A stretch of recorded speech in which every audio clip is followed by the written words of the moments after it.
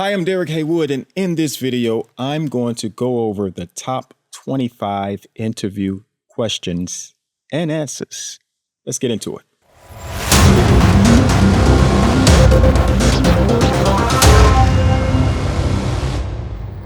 So this is part 2 of how to stand out in an interview, the top 25 interview questions. If you missed part 1, I suggest you go and watch that one, in which I give you some critical tips to help you stand out. I'll put the link in the description, and also somewhere on the screen. So be sure to check that out. And also, if you have any additional insight on how to answer these questions, something that has worked for you in this video or the other, feel free to share that and comment with the community so that we can get that insight from you.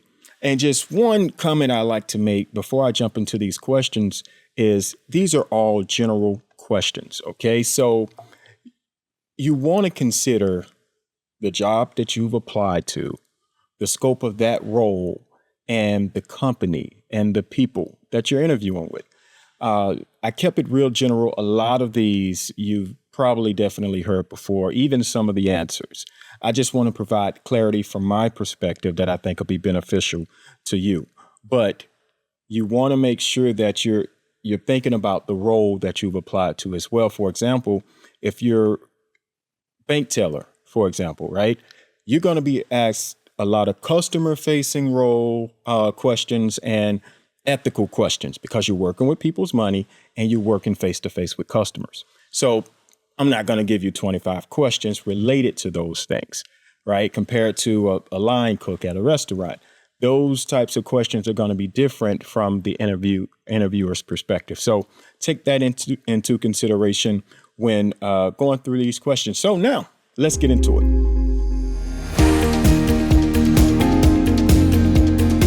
Now, frankly, I hate this question because it's just vague, and it's to the point now to where people expect different things. Some people really want to know you personally.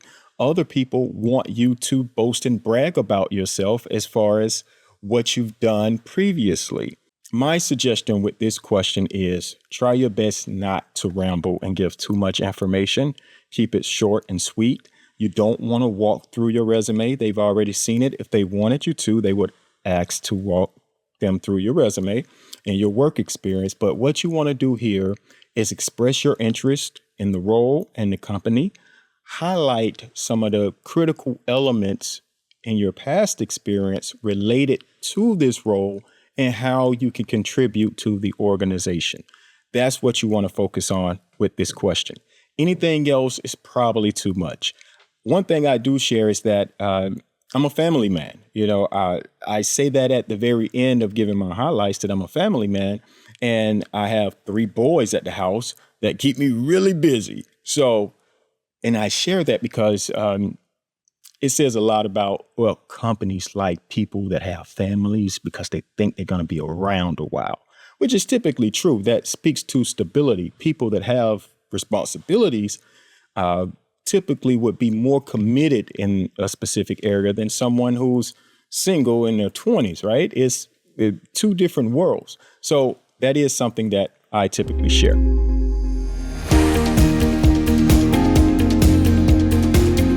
Now with this question, this is where your research comes into play that I mentioned in the previous video. Remember, you want to do research on the company and the job description. You want to really know that job description. Talk about your passion for the work. You want to speak to that. Reference some of the key skills and things of that nature in the job description that you actually enjoy doing, and mention some things about the company's vision, mission, culture, or values that align with your own. And talk about how you feel like the company and the culture based on your research will be a good fit for you.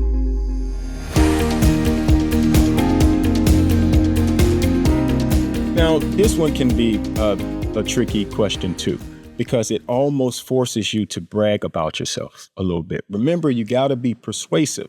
So even if you do it in a jokingly way, tell them you're going to brag about yourself. But one thing I typically say here is, like, frankly, the better question is, would I hire me? No, don't do that. You don't know the other candidates. A lot of times they say, why should we hire you over the other candidates? Like, I don't know what they offer. There could definitely be someone more qualified than me, but I can tell you this is what I have to offer. I have a passion for serving people. And because of that, I am committed to the mission of the organization. That is usually part of what I would say, because I only apply to, at this point in my life, organizations that have a shared mission with me and what I desire to do. And that is to help people. So that is how I would address this question. Now, you do your research and see what you can come up with that a company that could really set you apart and align you with the company mission, vision, values, what have you. Make sense? Yeah.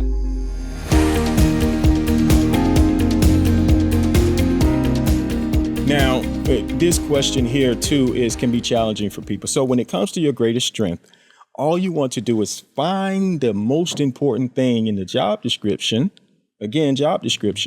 that you're very skilled in or skilled at. That's what you want to highlight.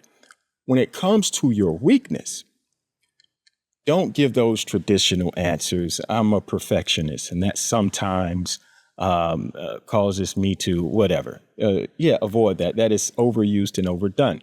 I would say be honest. The thing is, you don't want to say your greatest weakness is Microsoft Excel if this role requires you to be an expert in Microsoft Excel.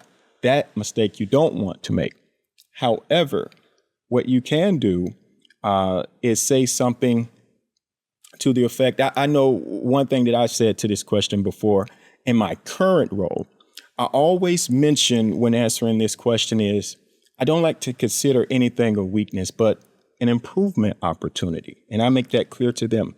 My improvement opportunity, because I'm a lifelong learner, I'm always improving. And right now, based on what I'm experiencing, my greatest challenge is saying no to people. That's what I said in one interview. And I said, and what I found was not saying no, I put too much on my plate, and that could sometimes lead to burnout. And we know when employees are burned out, what could happen? The quality of the work can go down. And when I saw that the quality of my work was being impacted, I knew something had to be done. So here is how I solved that problem. I established a meeting with my manager and explained everything that had taken place. And we put some parameters in place to ensure that, one, I didn't get too much on my plate. And I began to do some research on how to graciously say no to certain things that I'm not obligated to do in the workplace. And that can be a challenge for a lot of people, just to say no, even in your personal life, right?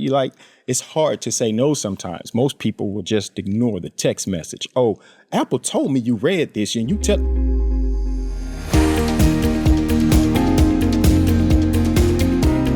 So be honest with this question. One thing you can say is that you believe this is the next growth opportunity for you and you're trying to move your career forward.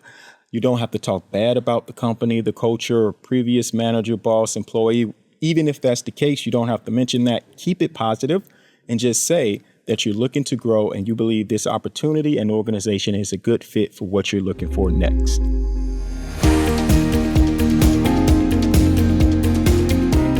So, this is all about conflict. How do you deal with conflict?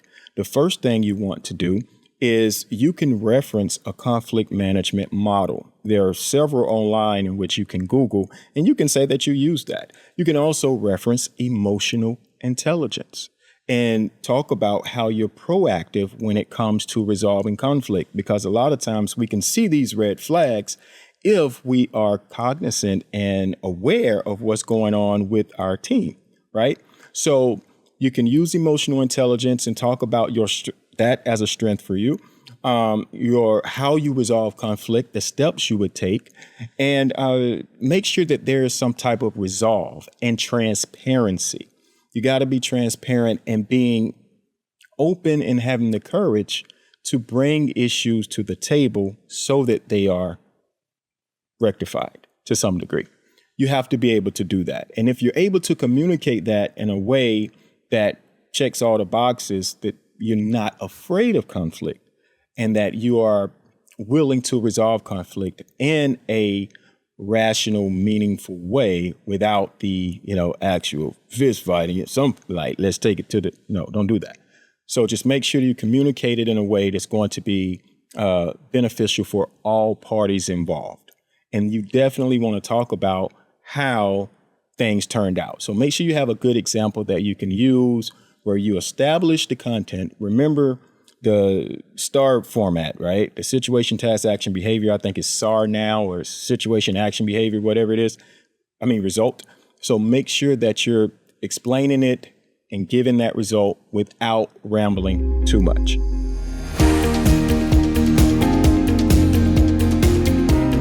Okay, this goes back to more conflict, right? It's just a disagreement. This is really just saying, how do you resolve issues when two people disagree? And it's all about compromise, right? Give, take, give, take. So you want to focus on compromise, benefits and risks, pros, cons. You want to speak that language and say, hey, we broke it down, pros and cons. And in the end, the result was we should go in direction A opposed to B because B was the greatest benefit and it had the least amount of risk. So you want to speak from that perspective.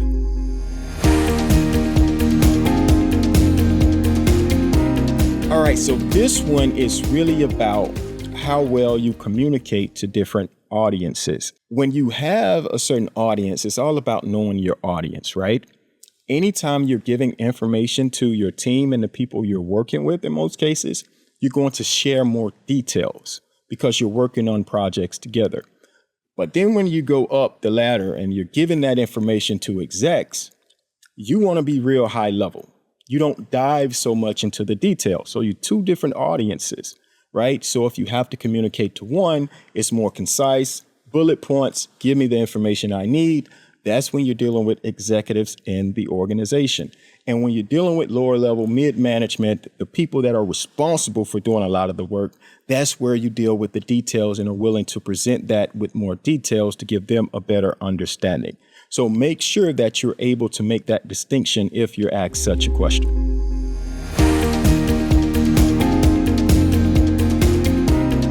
This is basically, how do you handle a situation in which you basically made a mistake and the customer called you out on it? Frankly, in most cases, you always want to apologize to the customer for the inconvenience. And if there's something you can do to fix it, then you offer that to the customer as well. But the important thing is, what did you learn and how do you ensure that that mistake doesn't happen again? And that's what you want to communicate. So if you have a dissatisfied customer, you go to you take the lens necessary to make sure that you ensure that customer is satisfied. You apologized and gave them some type of incentive for their pain and suffering, whatever it is. And then what parameters do you have in place now to ensure that that doesn't happen to another customer, right? So it's all about learning lessons and then being proactive to prevent that from happening again.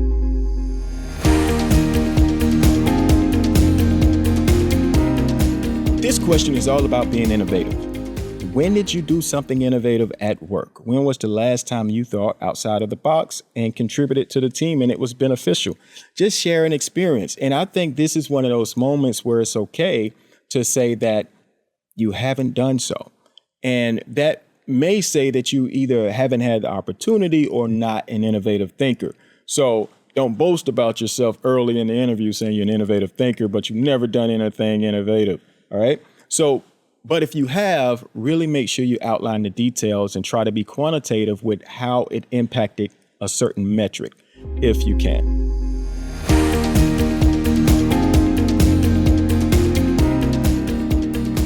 All right, here, this again is just seeing eye to eye, right? There are going to be disagreements when it comes to working with other people.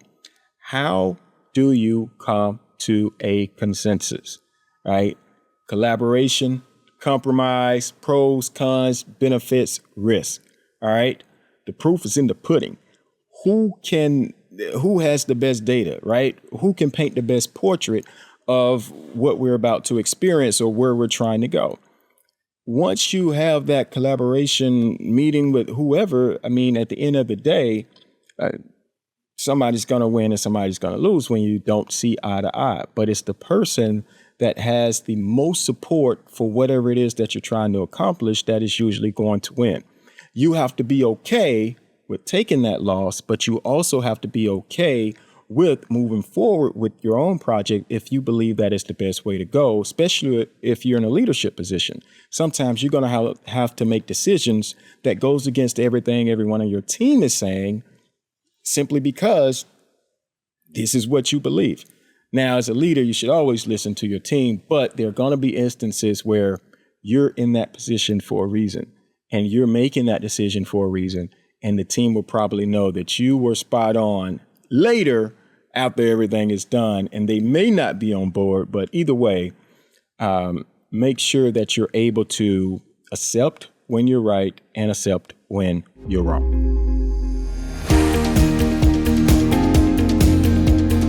Now, this question is just about, are you consistently learning? So in this case, you want to talk about things that you're planning to learn, that you're willing to learn, and things that you're currently learning. If you're working on a certificate, if you're working on a degree, you want to speak about how you're always adding some new tool, new process, thinking outside of the box. One thing I mentioned is process improvement. I'm consistently learning new things. And I say it this way. We always say that, if it's not broke, don't try to fix it. But because something isn't broken doesn't mean that it can't be improved upon. So I'm always looking for opportunities to improve. And that is something that you can use in your answer as well.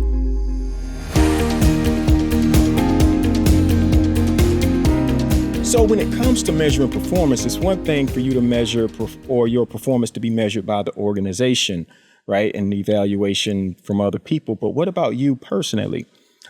Measuring performance and evaluation, I always speak about the first thing I do is when it comes to measuring my own performance is, frankly, you can't manage what you don't measure is something that I usually say. I forgot the guy who said it, but you can't manage what you don't measure. So I'm consistently measuring my performance in some fashion. However, I found that I'm always considering the tools that I'm using, not only to perform, but the tools to measure performance.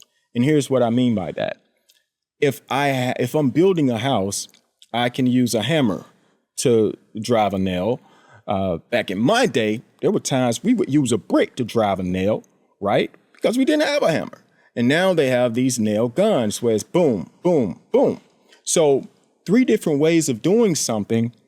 If I'm using a brick, my performance is going to look very poor compared to someone that's using a nail gun. They're getting hundreds of nails done compared to me, right? So I have to consider that toolbox. Now, on the other end of the spectrum, what if the results are saying that me and the guy that used the nail gun are basically right there together as far as performance? Then obviously a tool is broken on this end because there's no way he can drive that many nails or she can drive that many nails compared to me and we be performing on the same level. So what measuring tool are we using? Are we using a ruler when we should be using a yardstick, right? That's the way that I usually describe it, really making sure that I have not only the right tools in measuring my performance, but the right tools in actually performing. But this one, you just really want to make sure that you communicate that you are aware of your performance and you're doing something to track your performance, like documenting things, documenting everything to ensure that you keep track of things in a proper way.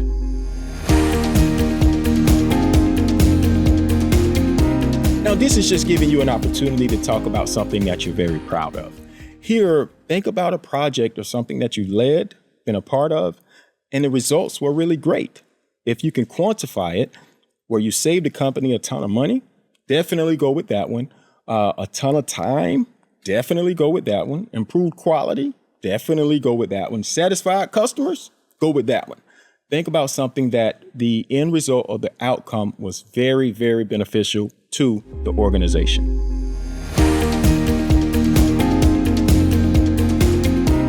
Now, this question is all about how well you manage your time and your priorities. Uh, do you have a system? You want to speak about whatever system you use to manage time and priorities. Typically, A, B, C, D, E, is A, absolutely must get it done. B, be great if I can get it done. C, could possibly get it done. And D, delete it because you probably shouldn't be doing it, or delegate, I believe. So that A, B, C, D method. Personally, my system is there's one thing a day, like one big thing that I must get done. That's it. That one thing I must get done. That is my priority. But we know you also want to communicate. There are going to be times when other things must be a priority because of where they came from leadership usually, right? This must be done today. And you have to have the flexibility and be adaptable enough to be able to get those things done when they need to be done. So that is something you want to reference when you answer this question. So this is just your approach to problem solving and decision making. One thing you can say here is that you always like to approach problems collaboratively, right? Two heads are better than one. So if you're working with someone or a team, you bring that problem so that you can collaborate on the best way to solve it, because sometimes people see things that we don't naturally see. The other thing is, before you do that, though, you always take a stab at it yourself, right? Because you don't like to come with just problems. You like to come with solutions. So when you do begin to involve other people, you let them know everything that you've done and the possible solution that you've come up with, because there may not be a need to involve anyone else. But that is how you want to communicate your answer related to that question.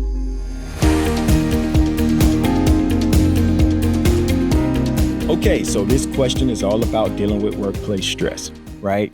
Burnout, being overworked, underpaid, things of that nature, fast-moving environments, and doing a lot. Sometimes you work in those environments, especially when it's seasonal, when you work at a place where there's seasonal, and a lot of organizations during the holiday season, people have to put in more hours, right? So you just want to mention that you're able to work in those environments. Me personally, I said I thrive in those environments because I do.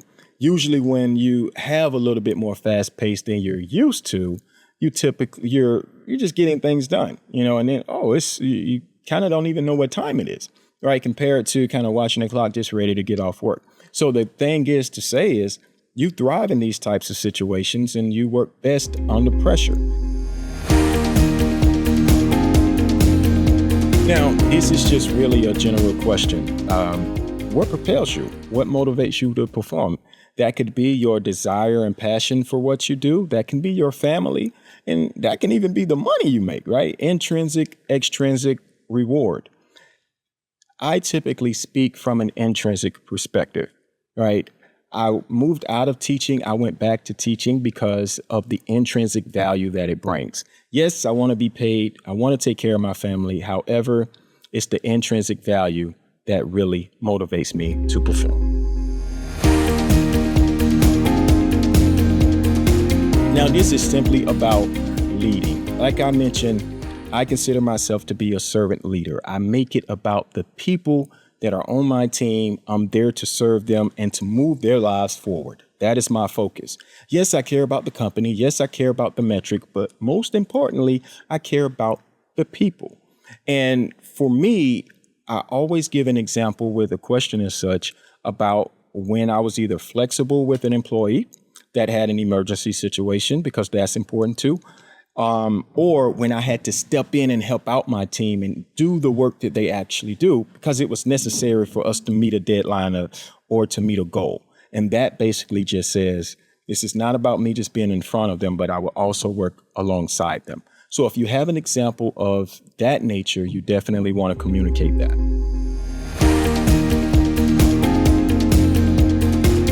Now, this right here can be a trick question in some sense. So if you know that you've applied to a job and where you're going to work by yourself, it's okay to say that you prefer to work alone. Now, I think that's fine. But if you apply to be a salesperson or a job in which you're going to consistently collaborate and work with people, it's probably not best to say that you prefer to work alone.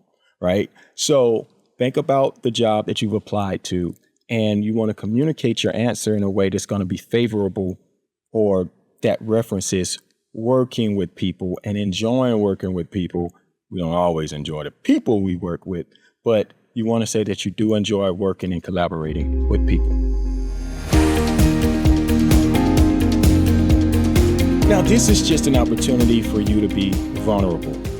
A time when you failed at something, and how did you handle it? How did you bounce back? And this is, a failed test. You could share that, but I would use an example from when you actually missed the mark at work and what you did to fix the situation, because that basically says, one, that you're not afraid to admit that you're not perfect, and two, that you're resilient, that yes, I messed up, but I figured it out and I fixed the problem. So you want to make sure that you're able to communicate that in a way, because it speaks about your ability to be vulnerable and resilient.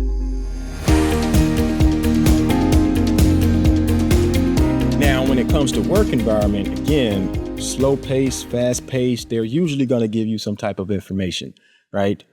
Whatever their environment is, that's the type of environment you want to be comfortable in. Whether you're, prefer a slower pace or a faster pace, you want to make sure that whatever their work environment is, that you're able to work in that environment. Because some people will say that we work very fast paced around here, and then you start, this is not fast paced. That last place though, that's real fast. If you happen to be asked about leadership 5 years from now, where you're going to be, then think about, if this is a company you really want to work for, I would say mention that you hope to be in a leadership position in the company. And if you're interviewing for a leadership position, say that you hope to have developed a career and on a career path with the organization, moving the company forward. It is definitely okay to say that. If you had to choose a leadership style, I would say most people are going to say a transformational leader. That is probably the most popular form of leadership that most people know. Again, I prefer a servant leader, because servant leaders are all about people. And when it comes to organizations, if you take care of the people, they'll take care of the work. That's just my perspective. But in this case, do some research on some leadership styles and see what fits you or is most suitable for you. Remember, you should always have questions. And your questions are going to reflect how you think and perceive the organization. One question I believe everyone should ask is, what is the greatest challenge the department, the team, or the company is facing right now? And then once they give you that answer, you reply with how your experience can serve or solve that problem or that challenge. And that is going to help you stand out a little bit, because, hey, this is their problem. You're the solution, right? Why wouldn't you hire me? And that's it. So again, thank you for watching. If you have any other questions that you want me to answer or insight you have related to these, add it to the comments, share this video if you feel like it'll help someone. And don't forget to watch that first part if you feel like it'll be beneficial, how to stand out in an interview. I think that'll be very helpful, especially how I close it out. You'll love that. So again, thank you so much for watching. Good luck. Please feel free to reach out if I can help with anything. Take care.